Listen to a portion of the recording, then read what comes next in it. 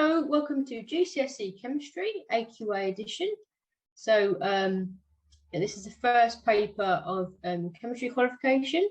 So this is the 2018 series, so going for a past paper in this video.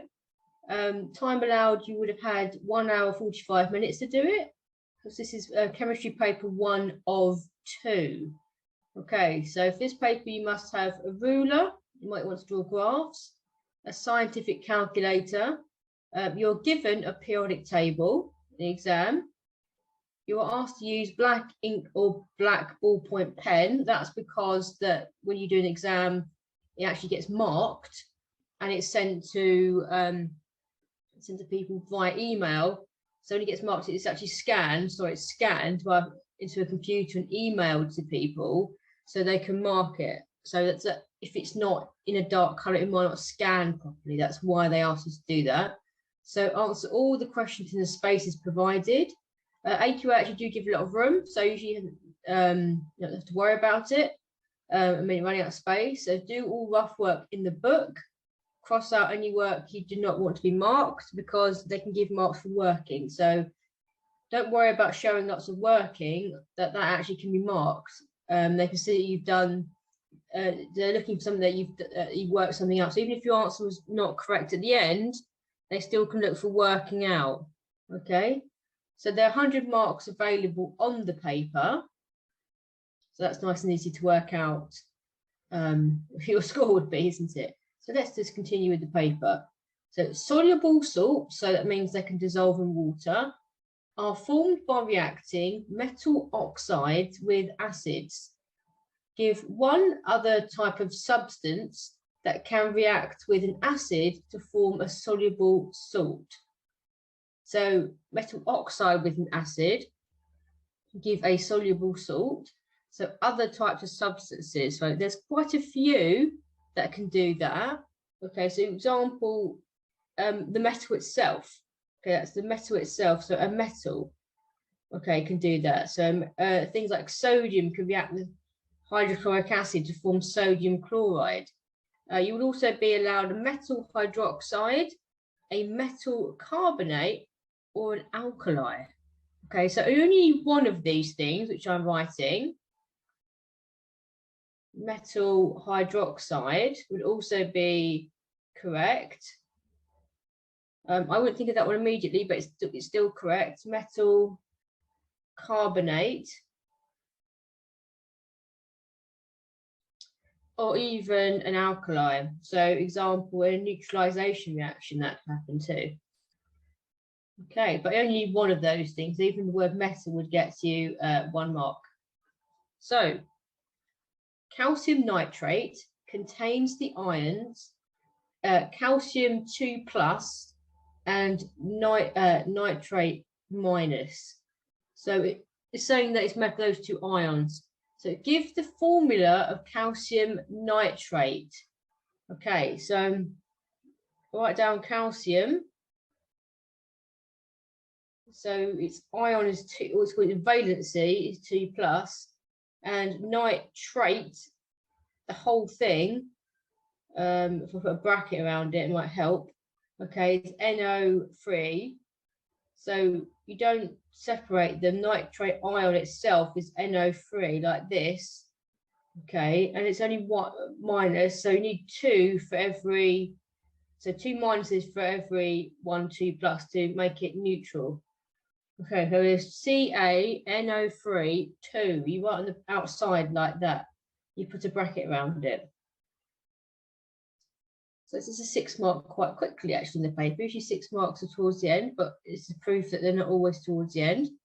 So describe a method to make pure dry crystals of magnesium sulfate, okay, from a metal oxide. So it's kind of carrying on from earlier, isn't it? Oxide and a dilute acid. So we're going to have a type of metal, and we've got magnesium. It's a big clue, isn't there? Magnesium sulfate. Okay, so first of all, we need, so before describing the method, we're going to say the equipment we need to use. Okay, so you're going to write a full lab report for 6 marks. That would take too long. but if you think about what we need to use, so a metal oxide. So a metal oxide must be magnesium oxide, because that's the metal there. So use magnesium oxide, and have a guess what the acid might be? Sulfuric. The sulfate must come from somewhere. Sulfuric acid. Okay, so that's our first thing. So the next thing, add, obviously it's going to be easier than you think, add sulfuric acid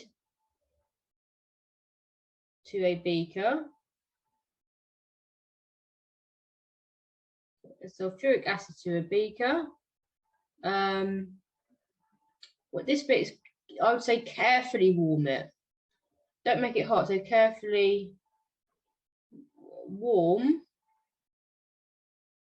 acid to, I really wouldn't go higher than 30 degrees. I'm going to add a little bit more detail there because obviously hot acid is extremely dangerous. Okay, so I wouldn't go higher than that. Okay, not on a Bunsen, on a heater, on a heater. Okay, not a Bunsen. Don't have a flame anywhere near acid. No flames near acid.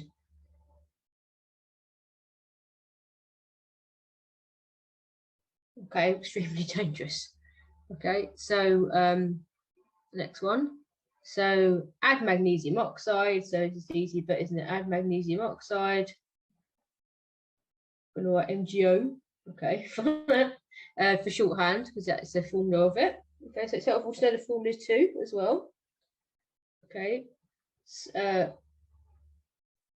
keep adding. Magnesium oxide must like to be a powder. Keep adding MgO until in excess,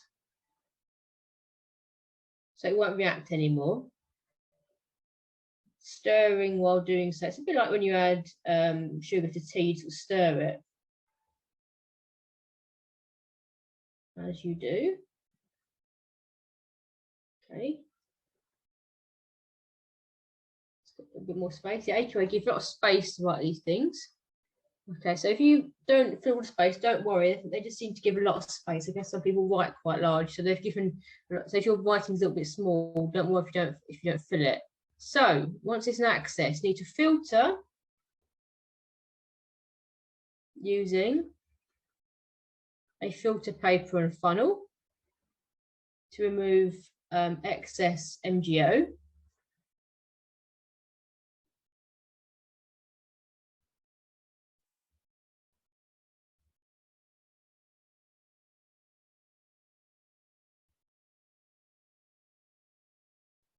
Excess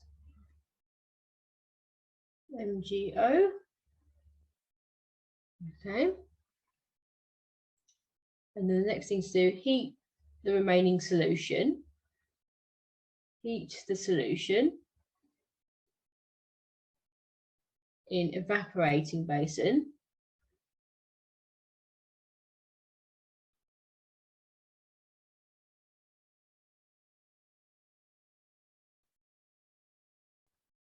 And then leave to crystallize. So after you've heated it, just leave it on the windowsill. So you get some sort of heat there too.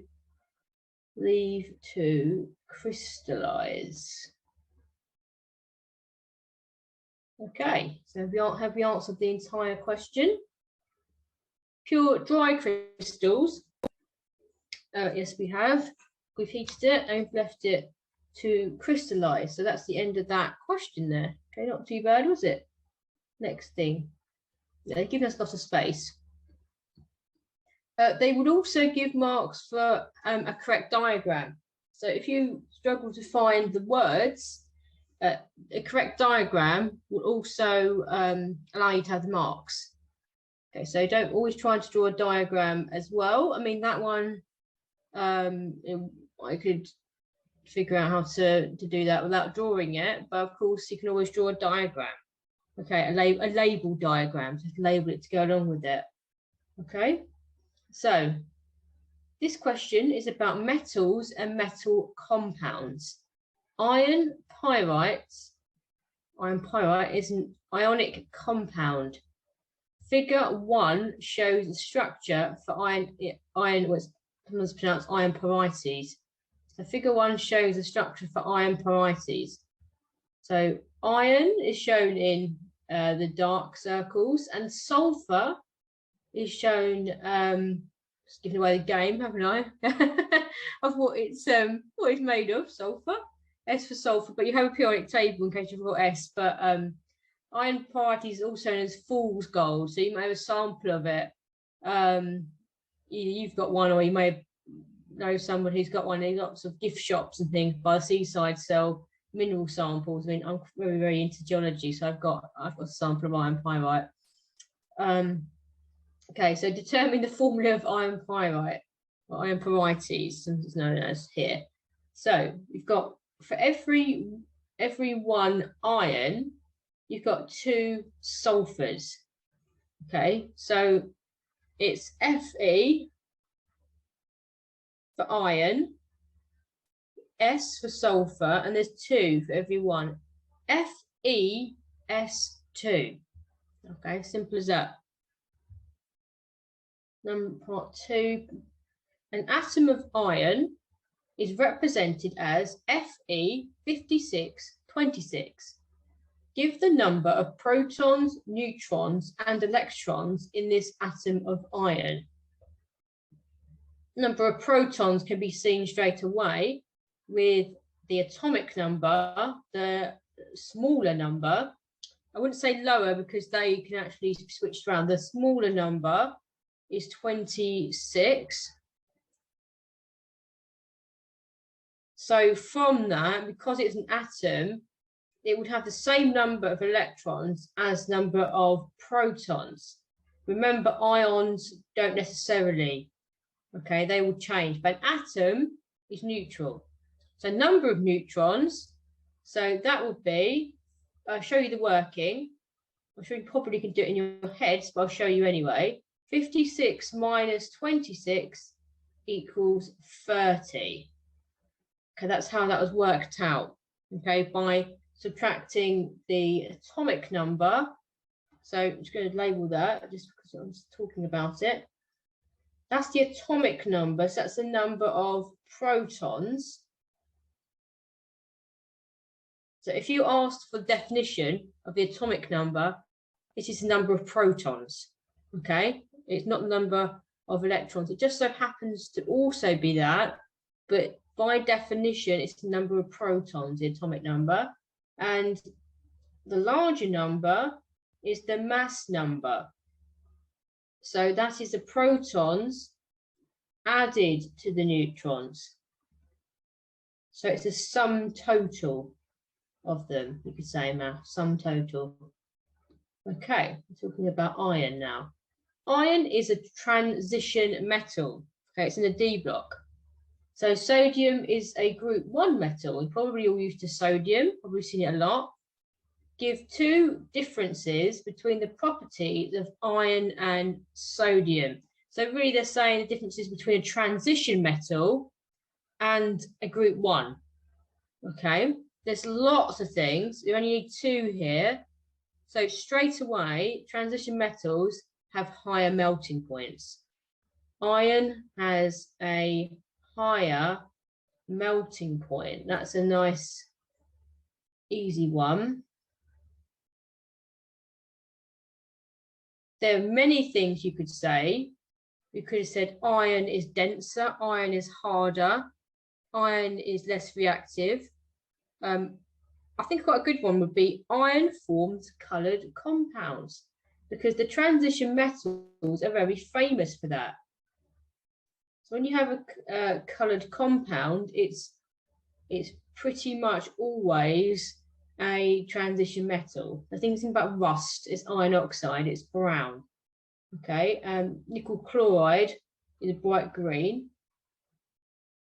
So anything, the colours you see in fireworks night, the majority are transition metals. The salts of them. So things like copper, copper chloride, copper carbonate are very green. Okay. So it forms coloured compounds. Okay. Right, I'm going to stop the video there, and I'm going to continue in part 2. Thank you for listening, and I'll see you in part 2.